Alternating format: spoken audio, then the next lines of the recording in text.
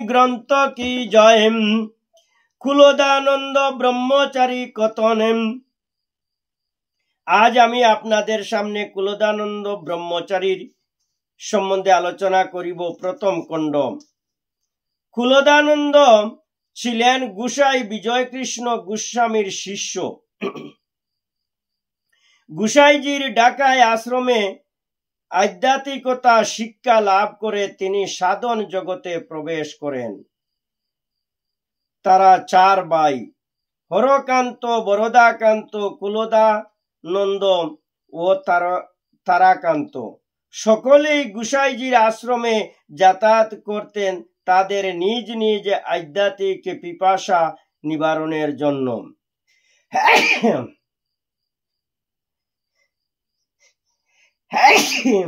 কৃষ্ণ। কুলদানন্দর তখন বোধ হয় 21-22 বছর বয়স হবে। গোসাইজির পরামর্শে তিনি যতই মনকে আধ্যাত্ম পথে আনার চেষ্টা করেন, যৌবনের কামের জ্বালা তার চিত্তকে বিক্ষুব্ধ করে তুলে। কিছুতেই তিনি তার প্রতিকারের কোনো উপায় খুঁজে পান না।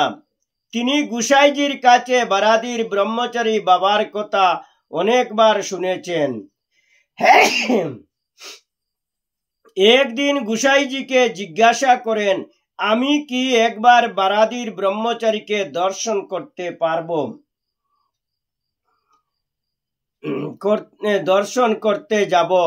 গোসাইজি তাকে তৎক্ষণাৎ অনুমতি দিলে তিনি সে কথা তার ভাইদের বললেন।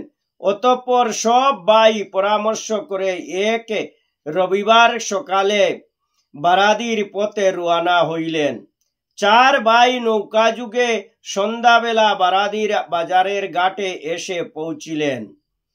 তারা নৌকায় বসে ভাবতে লাগিলেন, গোসাইজি একবার তাদের বলেছিলেন সন্ধ্যার পর ব্রহ্মচারী বাবার ঘরের দরজা বন্ধ হয়ে যায়, যাতে আর খুলে না।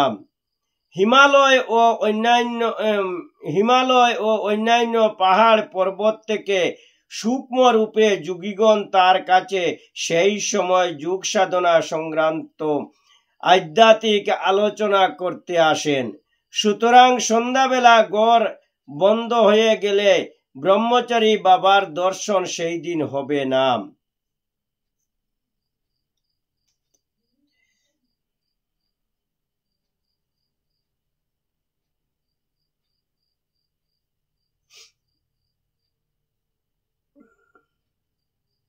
কুলদানন্দ বললেন যে পরদিন সকালবেলা ব্রহ্মচারী বাবার সাক্ষাতে গেলেই ভালো। কিন্তু তার বড় ভাই হরকান্ত সেদিনই ব্রহ্মচারী বাবাকে দর্শন করার জন্য ব্যগ্র হয়ে উঠলেন। কুলদানন্দ রাজি না হওয়ায় অন্য তিন ভাই নৌকা থেকে নেমে বাজার দিয়ে আশ্রমে গিয়ে পৌঁছিলেন। কিন্তু আশ্রমে তাদের জন্য অপেক্ষা করছিল বিস্ময়। আশ্রমে পৌঁছে তারা দেখেন বাবা তখনও ঘরে যাননি। তিনি তার ঘরের বারান্দায় বাইরে দাঁড়িয়ে আছেন। আশ্রমে প্রবেশ করে বাবার সম্মুখে যেতেই বাবা বললেন, হরকান্ত, আমি তোমাদের জন্য এত রাত পর্যন্ত আমার ঘরের দরজা বন্ধ করিনি।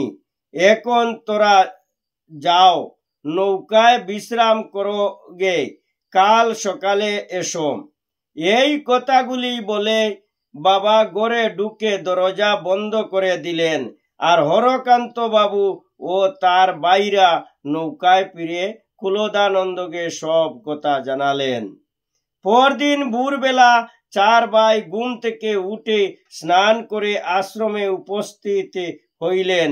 তাদের মনে প্রশ্ন উতাল পাতাল করছে যে আগের দিন তারা কোনো পরিচয় প্রদান করার পূর্বেই বাবা কি করে হরকান্তর নাম ধরে ডাকলেন। তারা তো ব্রহ্মচারী বাবাকে কোনো খবর দিয়ে আসেননি।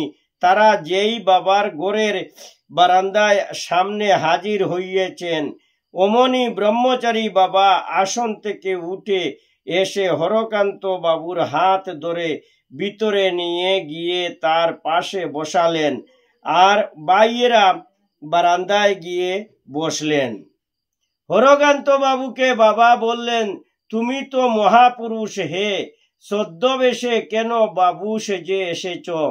হরকান্ত বাবু উত্তর দিলেন, আমি তো সব সময়ই এই বেশে থাকি।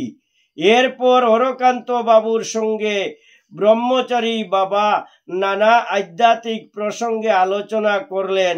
তারপর তাকে বললেন, হরকান্ত, তোমার কর্ম প্রায় শেষ হয়ে এসেছে। আজ তুমি এসেছো আমায় দর্শন করতে। 10 বছর পর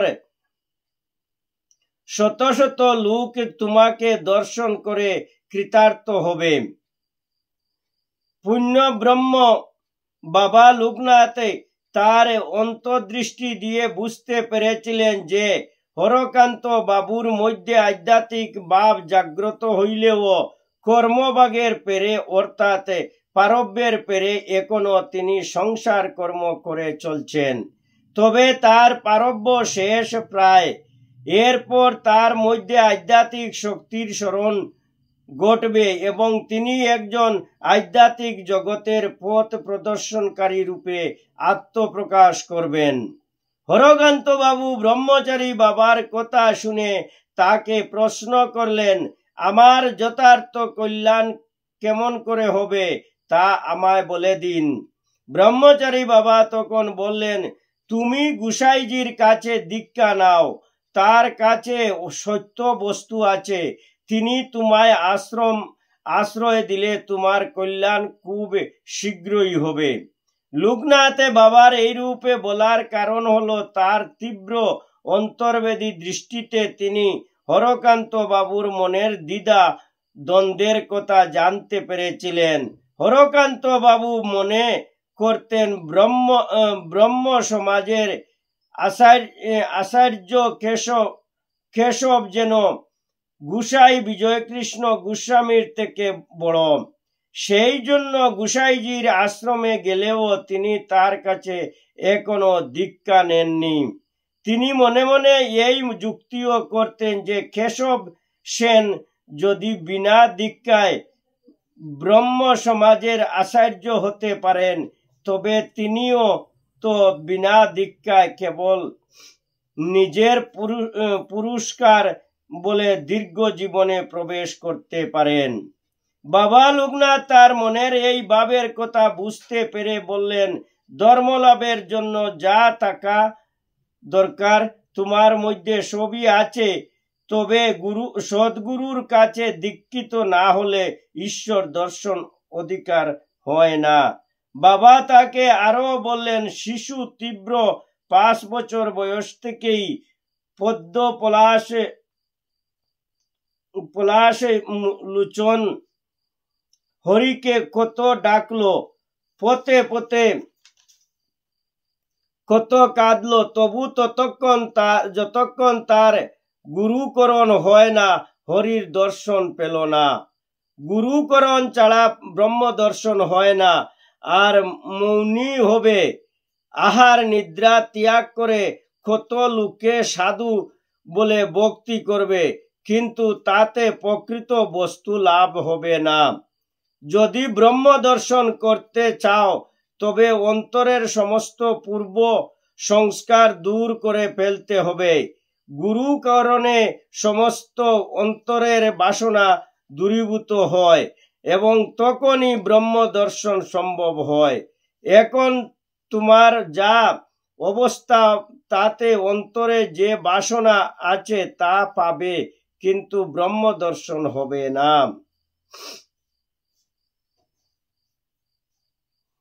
ওমে নমঃ ভগবতে লোকনাথায় নমঃ। ওমে নমঃ ভগবতে বাসুদেবায় নমঃ। ওমে নমঃ ভগবতে লোকনাথায় নমঃ। হে দয়াময় লোকনাথে ব্রহ্মচারী, আজ আমি হরকান্ত বাবুর সম্বন্ধে এই অধ্যায় প্রথম খণ্ডে পাঠ করিলাম। যদি আমার কোনো ভুল ত্রুটি থাকে অদম জানিয়া ক্ষমা করিও নিজ গুণে। হে দয়াময় বাবা লোকনাথ ব্রহ্মচারী সর্ব পাপ থেকে মুক্ত করি সদা সৎপথে সজ্ঞান দিয়া ধর্ম পথে সদা মতি গতি দিয়া দেও। হে ভক্ত বৃন্দ, বাবা লোকনাথের জীবনী গ্রন্থে আজ হরকান্ত সম্বন্ধে প্রথম খণ্ড পাঠ করিলাম। আগামী কল্য দ্বিতীয় খণ্ড পাঠ করিব। যদি আমার এই বাবা লোকনাথের পাঠে যদি আপনাদের শুনে যদি ভালো লাগে, জয় বাবা লোকনাথ লিখে আপনারা এই চ্যানেলে একবার সাবস্ক্রাইব করে দিবেন, যাতে প্রত্যেক মানুষের কাছে এই কথা পৌঁছতে পারে। যদি কৃপা করে আপনারা একবার লাইক করে দেন, জয় গুরু লোকনাথ ব্রহ্মচারী আপনাদের সদা কৃপা করিবেন। জয় জয় লোকনাথ ব্রহ্মচারী কি জয়, জয় জয় লোকনাথ ব্রহ্মচারী কি জয়। হরে কৃষ্ণ কৃষ্ণ কৃষ্ণ হরে হরে, হরে রাম রাম রাম হরে হরে। বল হরি বল হরি বল হরি।